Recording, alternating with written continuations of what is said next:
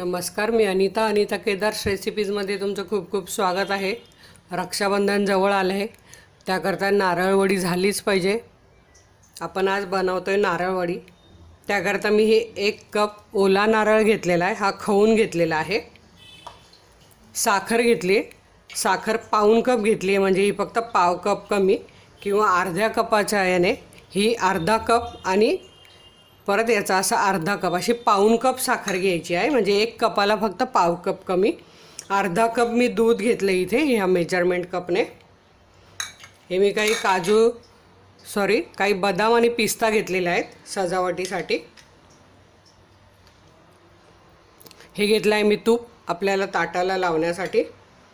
ही घेतली आहे मी दुधावरची साय घेतली आहे, ही मी 4 टेबलस्पून घेतलेली आहे। आणि हे मी यात साखर आणि वेलची बारीक करून घेतलेली आहे, याचा वास जाऊ नये म्हणून मी झाकून ठेवलेले आहे।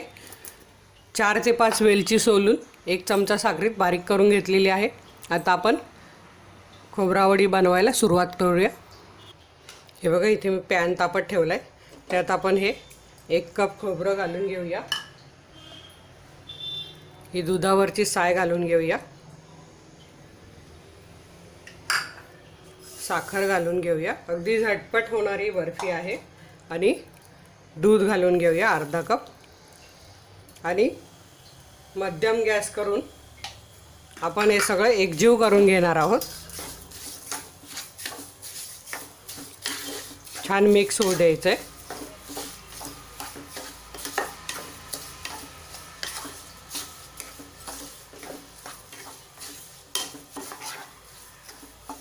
हे साखरेचं पाणी होणार आहे आणि हे आपल्याला छान असं घट्टसर होईपर्यंत आटवून घ्यायचं आहे। फक्त 4 ते 5 मिनिटं लागणार आहे आपल्याला।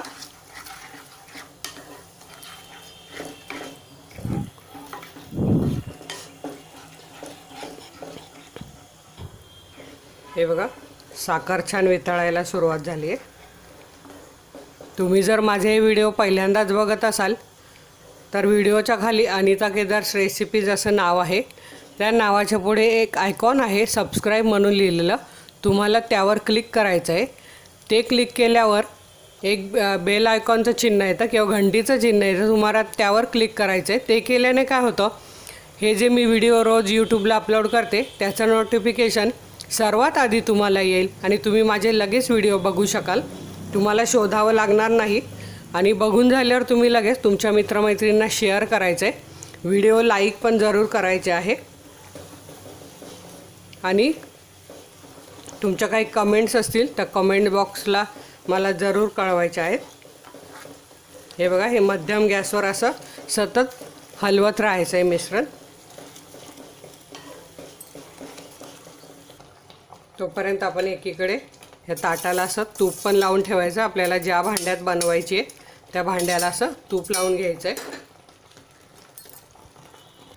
मिश्रण घट्ट व्हायला सुरुवात झाली, आपण ही वेलची पावडर पण घालून घेऊया।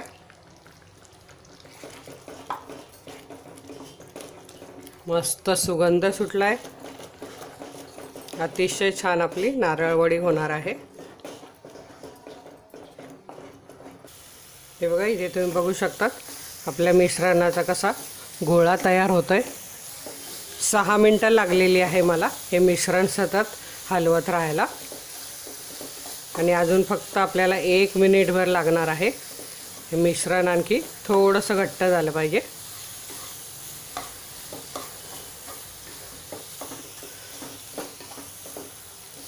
आणि हे बघा, इथे 1 मिनिट झालेलं आहे। हे बघा, हे मिश्रण असं घेतल्यावर असं एकदाच पडलं पाहिजे, म्हणजे आपला वडीचा गोळा बरोबर झाला असं समजायचं। आता आपण हे तेल लावलेल्या थाळीत काढून घेऊया। हे बघा, इथे मी थाळीत काढून घेते। छान असं पसरवून घ्यायचं आहे आपल्याला। हे बघा, हे मी या तेल लावलेल्या ताटलीत पसरवून घेतले। आता यावर आपण बदाम आणि पिस्ता सजवून घेऊया।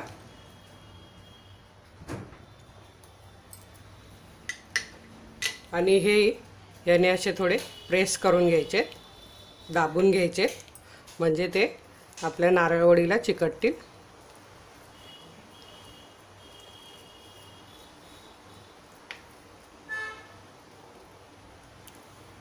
आणि आता ही आपल्याला सेट करायला ठेवायचे, म्हणजे अर्धा तास थंड करून घ्यायची आहे. नंतर आपल्याला वड्या कापायच्या आहेत. ही बघा आपली इथे नारळवडी अर्धा तास थंड झालेली आहे. इथे तुम्ही बघू शकतात एकदम मस्त घरातल्या सामानापासून तयार झालेली नारळवडी. आता आपण आपल्या आवडीप्रमाणे जसे आपल्याला काप करायचे तसे कापून घ्यायचे.